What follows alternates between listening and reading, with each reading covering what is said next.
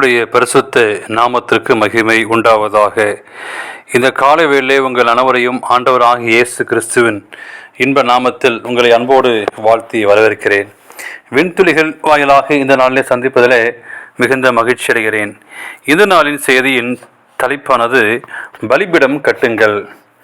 ஆதியாகமம் 26ஆம் அதிகாரம் 5ஆம் வாக்கியம் சொல்கிறது, உன் சன்னதிக்கு இந்த தேசங்கள் யாவையும் தருவேன், உன் சந்நிதிக்குள் பூமியுள்ள சகல ஜாதிகளும் ஆசீர்வதிக்கப்படும் என்றான்.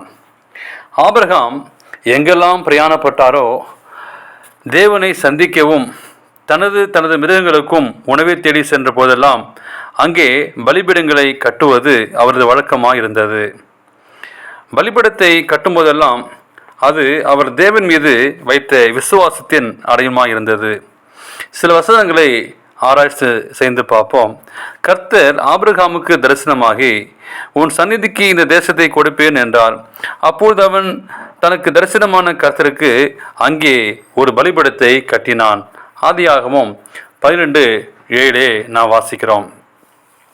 பின்பு அவன் அவிட விட்டு பெயர்ந்து பெத்தேலுக்கு கிழக்கே இருக்கும் மலைக்கு போய் பெத்தேல் தனக்கு மேற்காகவும் ஆயி கிழக்காகவும் இருக்கிற கூடாரம் போட்டு அங்கே கர்த்தருக்கு பலிபீடத்தை கட்டி கர்த்தருடைய நாமத்தை தொழுது கொண்டான். ஆதியாகமம் 12:8 நாம் வாசிக்கிறோம். அப்பொழுது ஆபிரகாம் கூடாரத்தை பெயர்த்து கொண்டு போய் எபிரோனிலுக்கும் மம்ரேயின் சமபூமியிலே சேர்ந்து குடியிருந்து அங்கே கர்த்தருக்கு ஒரு பலிபீடத்தை கட்டினான். ஆதியாகமம் 13:18 வாசிக்கிறோம். தேவன் அவனுக்கு சொல்லியிருந்த இடத்திற்கு வந்தார். அங்கே ஆபிரகாம் ஒரு பலிபீடத்தை உண்டாக்கி கட்டைகளை அடுக்கி தன் குமாரனாகிய ஈசாக்கை கட்டி அந்த பலிபீடத்தில் அடுக்கியே தன் கட்டைகளை மேல் அவனை கிடத்தினான். ஆதியாகமம் 22:9 வாசிக்கிறோம்.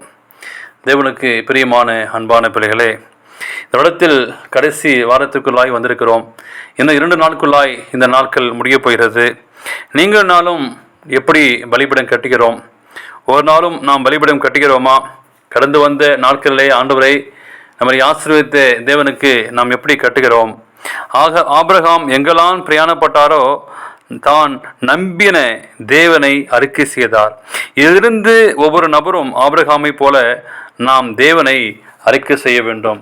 இந்த வருடம் முழுக்க ஆண்டவர் நம்மளை கடந்து வந்து நம்முடைய பிரயாணங்கள், நம்முடைய வேலைகள் எல்லாவற்றிலுமாக நடத்தி வந்த தேவனுக்கு ஒவ்வொரு நாளும் பலிபீடம் கட்ட வேண்டும். ஆண்டு சமூகத்திலே பலி செலுத்த வேண்டும். ஒருவேளை 24ஆம் ஆண்டு முழுதுமாய் நம்முடைய நடத்திய தேவனுக்கு நீங்கள் எவ்விதத்திலே பலிபீடம் கட்டினீர்களா என்று சொல்லி நாம் சிந்தித்து பார்ப்போம்.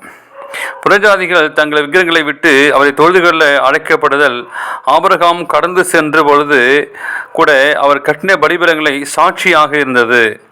புறஜாதிகளின் தேசத்தில் அசையாத அந்த பலிபீடம் தொடர்ந்து மெய் தேவனை அறிவித்து கொண்டிருந்தது. புறஜாதிகள் அந்த பலிபீடங்களை அழித்த போதிலும் கூட மெய் தேவனை குறைத்த உடையாளர்கள் இருந்து கொண்டே இருந்தது. ஆபிரகாம் எங்கெல்லாம் சென்றாரோ அங்கெல்லாம் பலிபீடங்களை கட்டினது போல நீங்கள் நானும் பலிபீடம் கட்ட வேண்டும். கடந்து வந்த வருடத்தை எண்ணி பார்ப்போம். அன்பான தேவனுடைய பிள்ளைகளே, வாலிபர்களே, விசுவாச பிள்ளைகளே, நீங்கள் நானும் எந்த விதத்திலே பலிபீடம் கட்டுகிறோம்? ஒவ்வொரு வாரமும் ஆலயத்திலே நாம் செல்லும் போதும் ஒவ்வொரு பிரச்சனைகள், ஒவ்வொரு போராட்டங்கள்.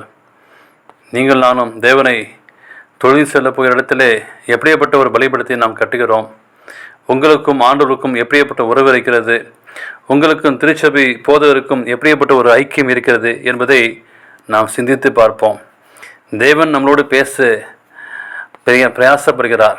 ஆலயம் செல்லும்போது ஆண்டவர் ஏதோது உங்கள்கிட்ட ஆண்டவர் பேச நினைப்பார். எனவே ஆண்டவர் சமூகத்திலே உங்கள் இருதயத்திலே பலிபீடம் கட்டுங்கள்.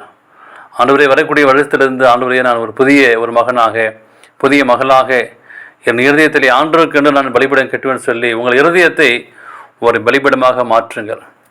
நிச்சயமாக ஒரு தீர்மானம் செய்யுங்கள். தேவன் உங்களை ஆசீர்வதிப்பாராக. ஆமேன்.